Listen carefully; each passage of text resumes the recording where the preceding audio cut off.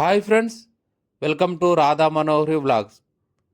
ఈరోజు కాత్యాయని దుర్గామాత ఆలయాన్ని మీకు చూపించబోతున్నాను. మన తెలంగాణలో ఉన్న అతిపెద్ద ఏకశిల అమ్మవారి విగ్రహం ఈ ఆలయంలోనూ కొలువుదీరు ఉంది. ఈ ఆలయం యొక్క విశేషాలను ఈరోజు మీతో పంచుకుంటాను ఫ్రెండ్స్. మీరిప్పుడు చూస్తుందే అమ్మవారి దేవాలయం ఇది. ఈ అమ్మవారి దేవాలయాన్ని ఇంకా నిర్మించాల్సి ఉంది ఫ్రెండ్స్. కొంతవరకు నిర్మాణం జరిగి ఉంది. చాలా మహిమ కలిగిన చాలా పవర్ఫుల్ ఆలయం ఇది. ఈ అమ్మవారిని దర్శించుకోవటం వల్ల చాలా శుభ ఫలితాలు జరుగుతాయంట. ఒక వ్యక్తి తన జీవితాన్ని అమ్మవారి సేవకి అంకితం చేసి సమాజ శ్రేయస్సు కోరి ఈ అమ్మవారి ఆలయాన్ని నిర్మించడం జరిగింది. భక్తులు అమ్మవారి ఆలయానికి ఎదురుగానే కాళ్ళను శుభ్రం చేసుకోవడానికి ఇలా ట్యాంక్ పెట్టారు. ఇక్కడి నుంచి డైరెక్ట్గా చూస్తే అమ్మవారి గర్భాలయం మనకి కనిపిస్తుంది ఫ్రెండ్స్. మీరు ఇప్పుడు చూసేదే అమ్మవారి దేవాలయం ఇది. లోనికి వెళ్ళి అమ్మవారి దర్శనం చేసుకుందాం, మరియు ఈ ఆలయ విశేషాలు మీతో పంచుకుంటాను ఫ్రెండ్స్. ఈ దేవాలయాన్ని రూపుదాల్చిన వ్యక్తి పేరు శ్రీ శ్రీ ఠాకూర్ సూర్యప్రతాప్ సింగ్ మహారాజ్ గురువు గారు. వాళ్ళు వంశపారంపర్యంగా అమ్మవారి పాదసేవ చేసుకుంటూ వస్తున్నారు. ఆ మహానుభావుడికి ఒక మహాసంకల్పం కలిగింది, ఈ అమ్మవారిని ప్రతిష్ఠ చేయాలని.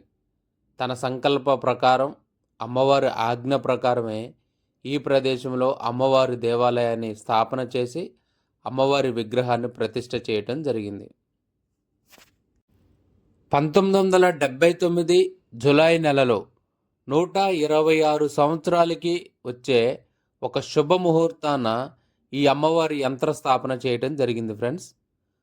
1986 సంవత్సరంలో ఈ అమ్మవారిని ప్రతిష్ఠ చేసి పూజలు నిర్వహించడం జరుగుతుంది. శ్రీ శ్రీ ఠాకూర్ సూర్యప్రతాప్ సింగ్ మహారాజ్ ఆజ్ఞ మేరకు గణపతి స్థపతి గారు ఈ అమ్మవారి విగ్రహాన్ని 18 అడుగుల 3 ఇంచుల రూపంలో చెక్కటం జరిగింది. 18 అడుగుల 3 అంగళాలే ఎందుకు ఈ అమ్మవారిని శిలరూపంలో చెక్కించడం జరిగిందంటే, ఈ అమ్మవారిని దర్శించుకొని స్మరించుకోవటం వల్ల 18 శక్తిపీఠాలను దర్శించిన ఫలితం కలుగుతుందంట. అంతేకాకుండా బ్రహ్మ, విష్ణు, శివ దర్శన పుణ్య ఫలితం కూడా మన ఖాతాలో పడుతుందంట. అమ్మవారి విగ్రహాన్ని అంటే ఆ జగన్మాత ప్రతిమను చెక్కటానికి ఉపయోగించిన రాయి బంగారాన్ని సానపెట్టే రాయి అంట ఫ్రెండ్స్. మనకు తెలుసు కదా, బంగారాన్ని సానపెట్టే రాయి ఎప్పుడైనా సరే 1.5-2 అడుగులు పరిధిలోనే మనకు లభిస్తుంది.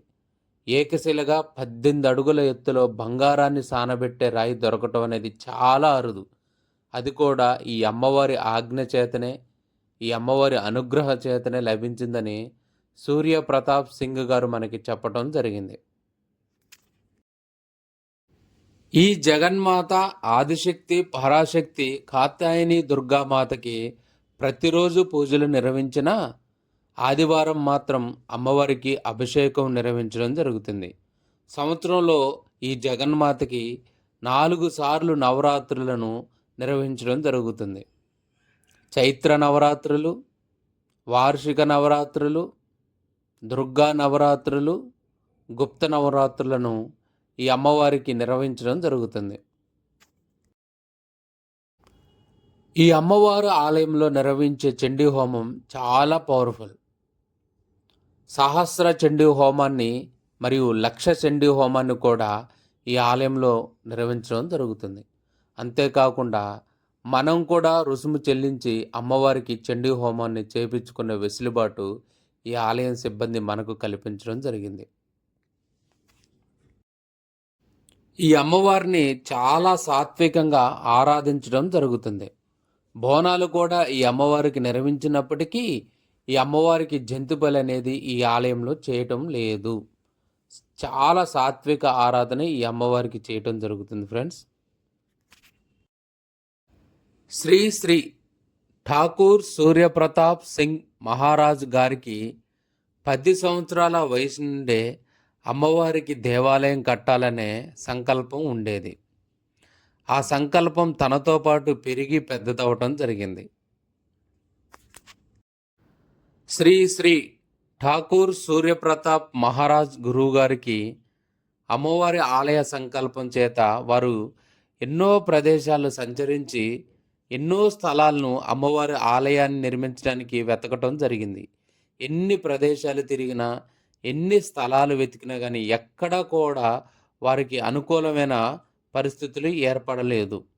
ఒకరోజు అనారోగ్యం రావటం చేత అమ్మవారి ఆలయాన్ని నిర్మించకుండానే తను మరణిస్తానేమోనని తను అనుకొని బాధపడటం జరిగింది. అప్పుడు జగజ్జనని, జగన్మాత, జగద్రక్షకి అయిన ఆ దుర్గాదేవి అమ్మవారు వారి కలలో కనపడి, పిచ్చివాడ, నా కోసం పలానా స్థలం నిర్ణయించబడి ఉంది, ఆ స్థలంలో నేను కొలువే ఉన్నాను, అక్కడికెళ్ళి దేవాలయం కట్టమని వారికి సెలవివ్వటం జరిగింది. ఆనందంతో సంతోషంతో ఇన్ని రోజులు ఇక్కడి నుంచే తిరుగుతూ ఉన్నా కానీ ఈ స్థలాన్ని తను పట్టించుకోలేనందుకు బాధపడుతూ మరియు అమ్మవారి దర్శనం చేత చాలా ఆనందానికి గురైన స్వామివారు తన సంకల్పం చేత అమ్మవారి ఆలయాన్ని ఈ ప్రదేశంలో అమ్మవారి సంకల్పం చేత ప్రతిష్ఠ గావించడం జరిగింది. ఈ అమ్మవారిని ప్రతిరోజు దర్శించుకోవచ్చు. మరియు ఆదివారం రోజు ఎక్కువ మంది భక్తులు వచ్చి ఈ అమ్మవారిని దర్శించుకోవడం జరుగుతుంది. దసరా టైంలో అయితే వేలాది మంది భక్తులు వచ్చి ఈ అమ్మవారిని దర్శించుకుంటూ ఉంటారు. ప్రతి ఆదివారం కూడా ఈ అమ్మవారికి పంచామృత అభిషేకం చేయటం జరుగుతుంది. మరియు మధ్యాహ్నం పూట అమ్మవారికి చండీ హోమం కూడా అమ్మవారి ఆలయంలో చేయటం జరుగుతుంది.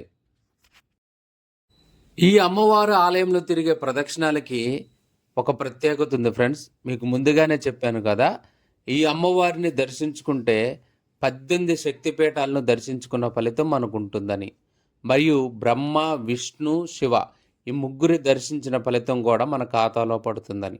అందుచేతనే ఈ అమ్మవారికి ఎవరైనా సరే 21 ప్రదక్షిణాలు తిరిగితే అందులో 18 ప్రదక్షిణాలు, ఒక్కొక్క ప్రదక్షిణ ఒక్కొక్క శక్తిపీఠానికి తిరిగినంత ఫలితం లభిస్తుందంట. మరియు మిగిలిన 3 ప్రదక్షిణాలు బ్రహ్మ, విష్ణు, శివుడికి చెందుతాయంట. అందుకోసమే ఈ ఆలయంలో భక్తులందరూ కూడా 21 ప్రదక్షిణ చేయటం జరుగుతుంది. 21 ప్రదక్షిణ చేసి ధర్మబద్ధమైన కోరికను అమ్మవారికి మనం విన్నవించుకుంటే నెలల వ్యవధిలోనే ఆ కోరికను అమ్మవారు తీరుస్తుందంట. అమ్మవారి గర్భాలయానికి ఎదురుగానే, అంటే అమ్మవారి విగ్రహానికి ఎదురుగానే మనకి ఈ హోమగుండం కనిపిస్తుంది ఫ్రెండ్స్. మీరు ఇప్పుడు చూస్తున్నారు కదా, ప్రతి ఆదివారం అమ్మవారికి చండీ హోమం ఈ హోమగుండంలోనే నిర్వహించడం జరుగుతుంది. మరియు భక్తుల అభ్యర్థన మేరకు ఇక్కడ చండీ హోమం భక్తుల కోసం కూడా మనం రుసుము చెల్లించి చండీ హోమాన్ని నిర్వహించుకోవచ్చు. ఈ అమ్మవారిని ప్రతిరోజు వచ్చే భక్తులు దర్శించుకుంటూ ఉంటారు. కానీ ఆదివారం రోజు మాత్రం ఎక్కువ మంది భక్తులు వచ్చి దర్శించుకోవటం జరుగుతుంది. చూడండి ఫ్రెండ్స్, మీకు భక్తులు ప్రదక్షిణలు తిరిగే మార్గాన్ని మరియు భక్తులు ప్రదక్షిణలు తిరుగుతున్న వీడియోను కూడా మీకు చూపిస్తాను. జగజ్జనని, జగన్మాత, జగద్రక్షకి, ఆదిశక్తి, పరాశక్తి అయిన ఈ కాత్యాయని దుర్గామాత ఆలయంలో మనం అడుగుపెట్టిన తర్వాత మన మనసు చాలా ప్రశాంతంగా మారుతుంది. మరి ఒక విశేషం ఏంటంటే, ఈ అమ్మవారిని దర్శించుకోవటానికి ముందు మన జీవితం, అమ్మవారిని దర్శించుకున్న తర్వాత మన జీవితం అనేది స్పష్టంగా మనకి కనపడుతుందంట. అమ్మవారి దర్శనం చాలా శుభ ఫలితాలను ఇస్తుందని, అమ్మవారిని దర్శించుకోవటం వల్ల ధర్మబద్ధమైన కోరికలు నెరవేరుతాయని, ముఖ్యంగా వివాహ కోరికలు, తర్వాత సంతాన కోరికలు, తర్వాత జీవితంలో ఎదుగుదలకు సంబంధించిన కోరికలు, ఇవన్నీ కూడా ఈ అమ్మవారి అనుగ్రహం చేత వెంటనే తీరి మన జీవితంలో ఆనందాలు వెల్లువెత్తుతాయంట ఫ్రెండ్స్. అమ్మవారి దేవాలయానికి ఎదురుగా, అంటే ప్రవేశ ద్వారం వద్ద మనకి శివలింగాన్ని ప్రతిష్ఠ చేయటం జరుగుతుంది ఫ్రెండ్స్. చూడండి, మీరు ఇప్పుడు చూస్తుంది శివలింగమే. భక్తులందరూ కూడా ఈ శివలింగానికి పూజలు నిర్వహించడం కూడా జరుగుతుంది. ఇది వాయు ప్రతిష్ఠ శివలింగం. సామాన్య భక్తులు అందరూ కూడా ఈ స్వామివారికి అభిషేకం చేసుకోవచ్చు. అమ్మవారికి ఎగ్జాక్ట్‌గా ఎదురుగానే ఈ శివలింగాన్ని నిర్మించడం జరిగింది ఫ్రెండ్స్. అమ్మవారి ఎదురుగానే మనకి అభయముద్రలో ఉన్న అమ్మవారు, విజయాంజనేయ స్వామి, వల్లీ దేవసేన సహిత శ్రీ సుబ్రహ్మణ్యేశ్వర స్వామి విగ్రహాలను కూడా ప్రతిష్ఠ చేయటం జరిగింది. చూడండి ఫ్రెండ్స్, ఈ ఆలయం ఇంకా నిర్మాణ దశలోనే ఉంది. చాలా పెద్ద ఎత్తున ఆలయ నిర్మాణం కోసం నిధులను సేకరిస్తున్నారంట. అమ్మవారిని దర్శించుకున్న భక్తులు ఎవరైనా మీకు చేతనైనంత సహాయం అమ్మవారి ఆలయానికి నిర్మాణానికి మనం ఉపయోగపడేలా మన ధనాన్ని ఆలయ సిబ్బందికి చెల్లించవచ్చు. మనకు చేతనైనంత ఇస్తే అమ్మవారి అద్భుతమైన ఆలయాన్ని రూపుదిద్దటానికి ఆలయ సిబ్బంది సిద్ధంగా ఉన్నారు ఫ్రెండ్స్. అమ్మవారిని దర్శించుకోండి, చాలా శుభ ఫలితాలు జరుగుతాయి. ఫ్రెండ్స్, ఈ వీడియో మీకు నచ్చింది కదా. నెక్స్ట్ ఇంకొక మంచి వీడియోతో మీ ముందుకు వస్తాను. అందరూ సబ్స్క్రైబ్ చేసుకుంటున్నారు కానీ బెల్ ఐకాన్ ప్రెస్ చేయటం లేదు. దానివల్ల నేను చేసే వీడియోస్ మీకు నోటిఫికేషన్ ద్వారా రావటం లేదు ఫ్రెండ్స్. ఈ వీడియో మీకు నచ్చితే మీ ఫ్యామిలీ ఫ్రెండ్స్ అందరికీ షేర్ చేయండి, లైక్ చేసి కామెంట్ పెట్టండి ఫ్రెండ్స్. మీ పరిసర ప్రాంతాల్లో ఇలాంటి అద్భుతమైన దేవాలయాలు ఉంటే కామెంట్లో మీరు మెన్షన్ చేస్తే ఆ ఆలయానికి వచ్చి మరి అది చిత్రీకరించి నా యూట్యూబ్ ఛానల్లో పెట్టి భక్తులందరూ కూడా ఆలయాన్ని చూపించడం జరుగుతుంది. Okay friends, boy friends.